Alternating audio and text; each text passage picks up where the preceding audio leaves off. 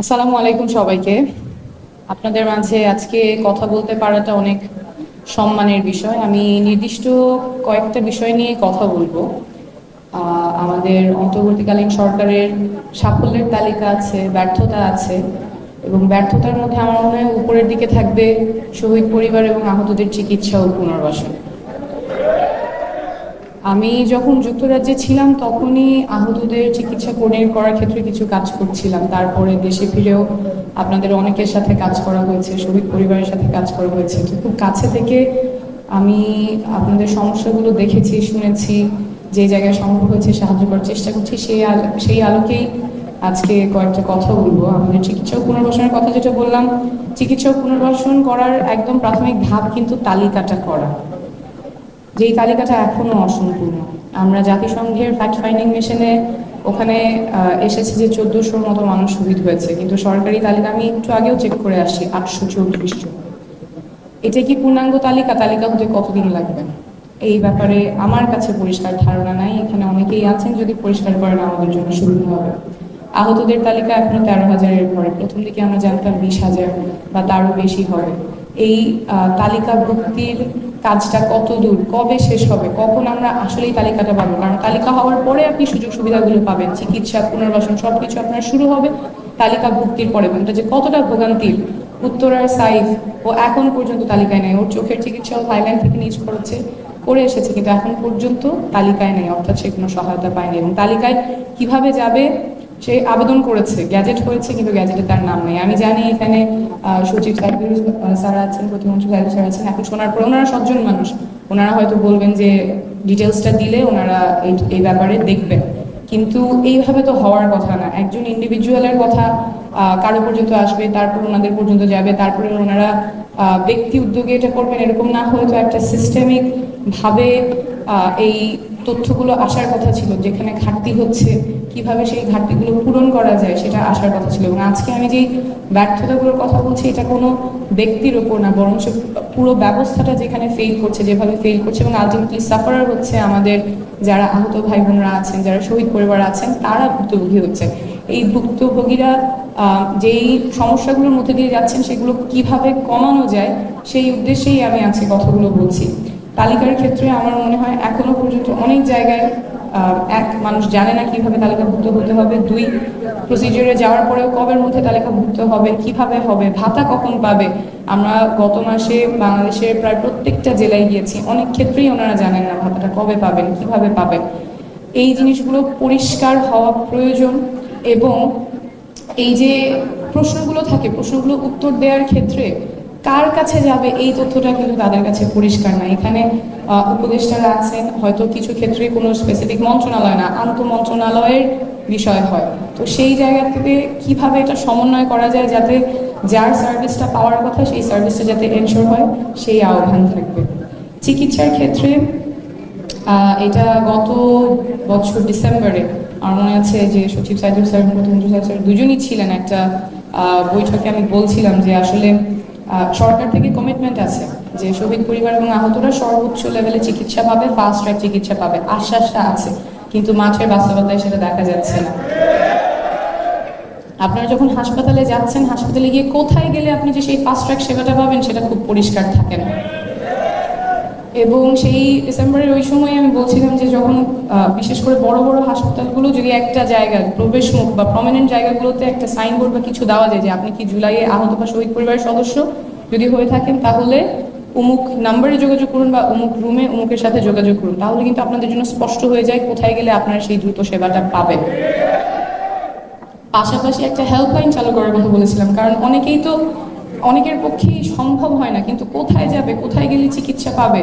আমাদের অলরেডি একটা জাতীয় স্বাস্থ্য বাতায়ন আছে, সেটাকে কেন কাজে লাগানো গেল না যাতে আমাদের শহীদ পরিবার আহত যারা আছেন তাদের চিকিৎসার ক্ষেত্রে কোথায় গেলে, কিভাবে গেলে চিকিৎসাটা পাবে সেটা তারা জানতে পারবেন। আমি জানি অনেকেই সদিচ্ছা নিয়ে কাজ করছেন। ঢাকা মেডিকেল এখানে আসাদ স্যার বলেছেন, উনি অনেক সাহায্য করেছেন। যেই রোগী আমি পাঠিয়েছি উনি খুব দ্রুততার সাথে অনেক কেয়ার নিয়ে উনি দেখেছেন। কিন্তু এটাও ব্যক্তি লেভেলে, আমাদের প্রাতিষ্ঠানিক লেভেলে, মন্ত্রণালয় লেভেলে, স্বাস্থ্যসেবা লেভেলে কেন এই সেবাগুলো সবার জন্য, সব আহতর জন্য, সব শহীদ পরিবারের জন্য অ্যাক্সেসিবল করা যাচ্ছে না, সেটা কিন্তু এখন বলার সময় এসেছে। যদি কোনো সীমাবদ্ধতা থাকে সেটাও স্বচ্ছভাবে বললে কিন্তু সবাই বুঝতে পারে যে আচ্ছা সীমাবদ্ধতাগুলো কোথায়। আমাদের ব্যবস্থা যে পোক্ত হয়নি, 53 বছরে আমাদের স্বাস্থ্য ব্যবস্থা পোক্ত হয়নি, এটা সবাই জানে।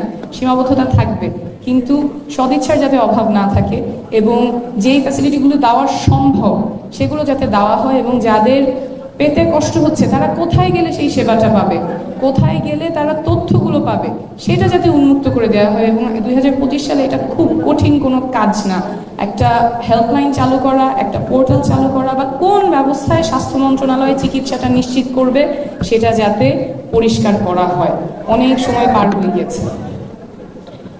সাথে আরেকটা নির্দিষ্ট বিষয় বলবো, আমার এখানেও আছেন যারা বন্ধুত্ব বরণ করেছেন, নতুন পা নতুন হাত লাগানো হয়েছে, ওনাদের একটা খুব সুনির্দিষ্ট চাওয়া আছে, যেই কৃত্রিম পাটা লাগানো হয়েছে সেটা ওয়াটারপ্রুফ না, অর্থাৎ বৃষ্টির মধ্যে হাঁটতে পারেন না, কাদায় হাঁটতে পারেন না, খুব কষ্ট হয়। তো রাষ্ট্রীয় ব্যবস্থায় যাতে ওনাদের একদম টপ মানে সর্বোৎকৃষ্ট মানের প্রস্থেটিক্স যাতে লাগানো হয়, এই ব্যাপারে সুনির্দিষ্ট দাবি থাকবে, সুনির্দিষ্ট আমাদের যাতে একটা পাথওয়ে থাকে যে ওনারা প্রস্থেটিক্স হয়েছে কিন্তু সবাই এখানে ইয়াং, তরুণ বয়সে ওনাদের অনেকটুকু পথ চলতে হবে, কেন সেটা টপ মানের দেওয়া হয় নাই, এবং এখন কিভাবে সেটা নিশ্চিত করা হবে যাতে ওয়াটারপ্রুফ প্রস্থেটিক্স ওনারা পান, সেটাও আমার জিজ্ঞাসা থাকবে এবং আহ্বান থাকবে স্বাস্থ্য মন্ত্রণালয়ের প্রতি। এরপরে পুনর্বাসন নিয়ে একটু কথা বলবো। পুনর্বাসন নিয়ে আমার কথা হচ্ছিল শহীদ ফারুকের স্ত্রীর সাথে। শহীদ ফারুক ছিলেন ওনার সংসারের একমাত্র কর্মক্ষম ব্যক্তি। তো উনি যখন শহীদ হন তখন ওনার স্ত্রীরই সবকিছু করার দায়িত্ব এসে বর্তায়। উনি একটা চাকরি নিয়েছেন, ছোট ছোট দুটো বাচ্চা আছে। উনি যখন চাকরিতে যান বাচ্চাকে স্কুলে নিয়ে যাওয়া ডিফিকাল্ট হয়, আবার স্কুলে নিয়ে গেলে দেখা যায় চাকরিতে সমস্যা হচ্ছে, স্কুলের বেতন দিতে হয়, বাসা ভাড়া দিতে হয়, অনেকগুলো প্রতিবন্ধকতার মধ্যে তারা আছে। সরকারের কাছ থেকে আমরা একটা কমিটমেন্ট শুনেছিলাম যে শিক্ষা, যারা আহত আছে, শহীদ পরিবার আছে, তাদের ক্ষেত্রে শিক্ষার ফিটা মওকুফ করা হবে। সেটারও পাথওয়ে এখন পর্যন্ত আছে কিনা আমার জানা নাই। ওনারা কোথায় গেলে এই বেতনটা মওকুফ পাবেন, শিক্ষায় সহায়তা পাবেন, সেটা যাতে পরিষ্কার করা হয়, এবং পুরো পুনর্বাসনটা শিক্ষা এবং এই যে এরকম পরিবার যাদের একমাত্র কর্মক্ষম ব্যক্তি হারিয়েছে তাদের পূর্ণাঙ্গ পুনর্বাসন কিভাবে হবে সেটাও হয়তো আন্তঃ মন্ত্রণালয়ের বিষয়। সেই পুনর্বাসনের প্রক্রিয়াটা যাতে দ্রুত স্পষ্ট করা হয় এবং যারা ভুক্তভোগী আছেন তারা যাতে জানেন ওনারা যে কি অনিশ্চয়তার মধ্যে প্রত্যেকটা দিন পার করছেন। আপনি যখন জানেন না আপনার আগামী মাসের ভাড়া কোত্থেকে আসবে, আপনার বাচ্চাকে আপনি স্কুলে দিতে পারবেন কিনা, বেতন দিতে পারবেন কিনা, এর চেয়ে অমানবিক এক্সপিরিয়েন্স হতে পারে না। এবং আমাদের যারা আপনারা নীতি নির্ধারণী পর্যায়ে আছেন, যাদের কাছে এই তথ্যগুলো দেওয়ার উপায় আছে, ক্ষমতা আছে, আপনারা দয়া করে কালক্ষেপণ না করে যত দ্রুত সম্ভব এটা ভুক্তভোগী ফ্যামিলিকে জানানোর ব্যবস্থা করবেন। শেষ কথাটা বিচার নিয়ে বলবো। আমরা গত মাসে তো প্রায় সব জায়গায় গিয়েছি এবং সব জায়গা থেকেই শুনতে পাচ্ছি যে বিচারটা অনেক ধীর গতিতে চলছে এবং কিছু কিছু জায়গায় খুবই ভয়াবহ অবস্থা, যে চার্জশিট দিয়ে দেওয়া হচ্ছে পরিবারকে না জানায়, যাকে গ্রেপ্তার করার কথা তিনি ঘুরে বেড়াচ্ছেন, শহীদের বাবা এলাকায় ফিরতে পারছেন না ভয়ে। অভ্যুত্থানের পরে বাংলাদেশে তো এরকম অনিরাপদ থাকার কথা না, আমাদের শহীদ পরিবারের আহতদের এরকম অনিরাপদ থাকার কথা না, কিন্তু এখনো কেন এরকম হচ্ছে, কেন বিচারে ধীর গতি হচ্ছে? আমি শহীদের মা একজন আমাকে বলছিলেন যে আমাদের তো আর চাওয়ার কিছু নাই, বিচারটা যাতে হয়।